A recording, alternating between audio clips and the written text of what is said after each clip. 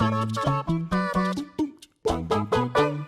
everybody, welcome to WhatCulture Gaming. I'm Scott, joined by Josh. Hello, Scott. Josh, my friend, you love Naughty Dog, I love Naughty Dog. Let's talk a little bit about Naughty Dog, because over on Naughty Dog senior artist Hyung Nam's page, over on ArtStation, he's published a bunch of images relating to what looks like a really cool fantasy game, saying that he was inspired by a new game.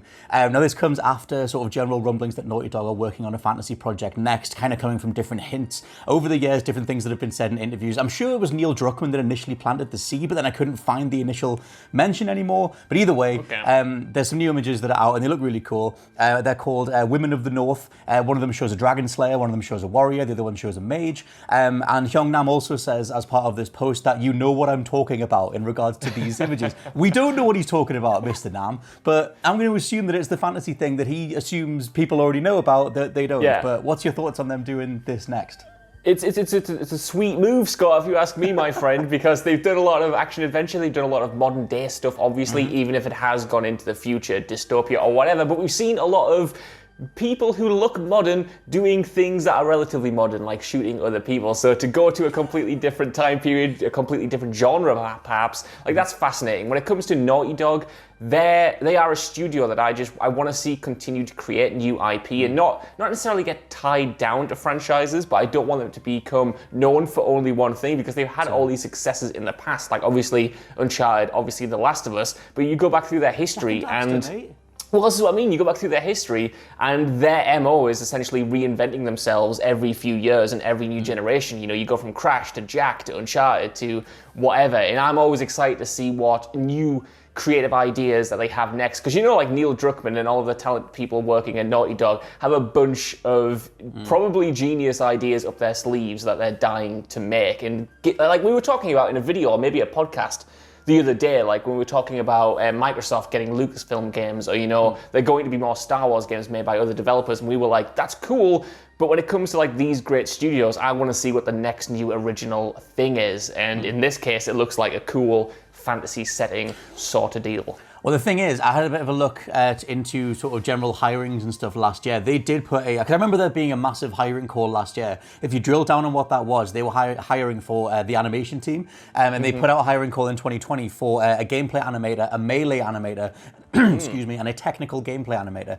which all sounds like the same thing, but one of them is melee, which assumedly, they wouldn't hire a specific melee combat-focused person if they weren't going to have melee be a big deal in the game, which I think might be part of where the initial idea came from of like, what kind of game would have a melee component? Okay, it might be fantasy, something like swordplay or whatever. But I guess the idea of that is kind of cool. The only other games that have really done sort of, I don't know, like really big budget swordplay stuff reminds me of like For Honor, but I would hope that it was done a hell of a lot better if you take, I mean, For Honor was cool, but it was like glorified rock, paper, scissors, and then it was all grindy and whatever. But if you took that idea of this cool combat system and then fleshed out the story alongside it, I guess that'd be something that they would do. The thing that you mentioned though about them reinventing themselves over the years, the last generation was the only time they didn't do a new IP. Like we always had, Crash, Jak and Dax, Uncharted, Last of Us, and then Last of Us 2 and Uncharted 4. And that was the time when I sort of looked at them and went, but I want your new thing. Like I love the trajectory so much. And I thought and they're so huge as a team as well. Like at some point I would rather, just me completely personally, I would take more games from that team overall rather than dedicating the entire team to the best looking leaves in gaming. Like I want more stuff. Yeah, I know what you mean. I do feel like that's because last generation for them was defined at least a little bit by turmoil. Arguably we would have got Uncharted 4 earlier in the cycle had it not been completely shaken up, had Amy Hennig not left, had Bruce Straley and Neil Druckmann not come in and kind of like retooled everything. And then obviously The Last of Us 2 took a long time to make, and we only got like those two games essentially within Lost Legacy and the remaster collection and stuff like that. But yeah, I know what you mean. Like I'm eager to see what they've got up their sleeve next, considering they sat out this generation without having, a new franchise. So for me, I don't know, man. Like I have a lot of faith in Naughty Dog. I have a lot of faith in PlayStation as a brand and their exclusives, and I just want to see something original. But what you were talking about there with the melee combat, that's fascinating, because to me, when it comes to Naughty Dog games, like the sense of fluidity in the animations for the melee system, I wouldn't necessarily call it, an in-depth melee system or anything like The Last of Us or Uncharted or anything, but it feels good. Yeah, see, I think it is in terms of complexity, it's obviously, you're just smashing X, you're smashing square and, pressing Y to counter or whatever. Mm-hmm. But in terms of the fluidity and how it looks, I always thought that was very kinetic, very visceral in places. I remember playing The Last of Us 1 for the first time, and I couldn't believe how smoothly you transitioned, between punches, between knocking people out with bricks and things like that. And that was obviously evolved with Uncharted 4 and then pushed even further with The Last of Us. So I think the interest and the base is kind of already there for a really in-depth, cool melee system. So I'd love to see that sense of fidelity and fluidity, stretched out to a proper, mechanically complex, melee-based combat system. Well, when I said serviceable, I meant like it does the job contextually, like in the idea of Last of Us 2, like they have these incredible animations, but Ellie is just this tornado of like violence, so it's like she's gonna wreck shop and go right through this, enemy encampment or whatever, so it's like if someone gets in the way, you're getting a machete to the face, then I'm gonna move over here and do this thing, then I'm gonna fire a bow and arrow or whatever, and I think that totally works, but yeah, if they flesh that stuff out into more sort of, because they've had they try and hybridize like, in-game cutscene, they got away from QuickTime events, but they also sort of let kind of half subtly that you're still in control during a certain animation, and that's kind of become their signature style, that you can sort of trade blows during a punching sequence or whatever without the game popping up and saying like press square. And I kind of wonder how much they would be able to get that across in like a sword fight, that you would know that even though it's highly cinematic and the camera's moving around and stuff, you are still able to block and parry and maybe stab a dude or whatever and control the story that way. I like the idea of that stuff. One thing I was going to ask though is like a final thing.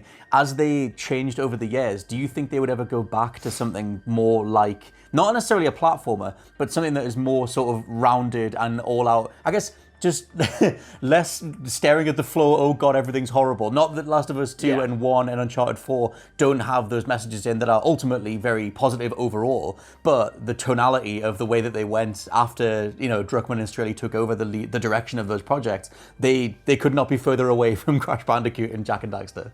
Yeah, I think you've got to have like that sense of variety. Uncharted 4 was obviously much more mature than mature in terms of, the themes it was dealing with, old age, retirement, giving up, family, and it delves...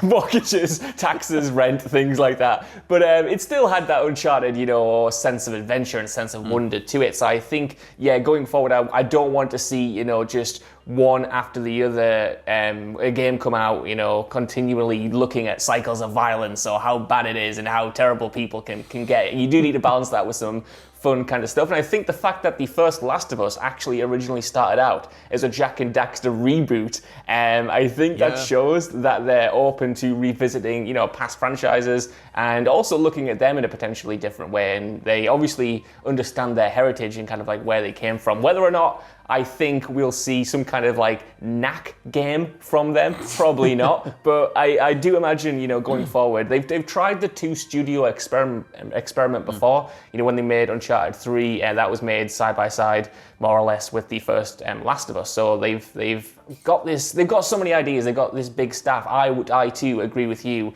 and I would like to see potentially, if it's doable, then go back to that system where we've got a couple things on the burner at once, and we get these different experiences rather than only having 1 or 2 games a generation. Well, as like a final thing, it's like I love that Hello Games could turn out The Last Campfire alongside No Man's Sky. I love that EA, as much as it's not exactly the same devs, can publish stuff like A Way Out or Unravel, alongside the big crazy stuff like FIFA and Battlefront and everything. I like to see smaller, like more passionate projects alongside the big behemoths that bring all the money in, to grant them the ability to do them in the first place. But let us know what you think down in the comments below of the idea of Naughty Dog doing a fantasy game. Is it the kind of thing that you want to see them doing, and what kind of tone do you think they would have going forward? For now, I've been Scott from WhatCulture.com. I've been Josh from WhatCulture.com. And we'll catch you next time. Bye.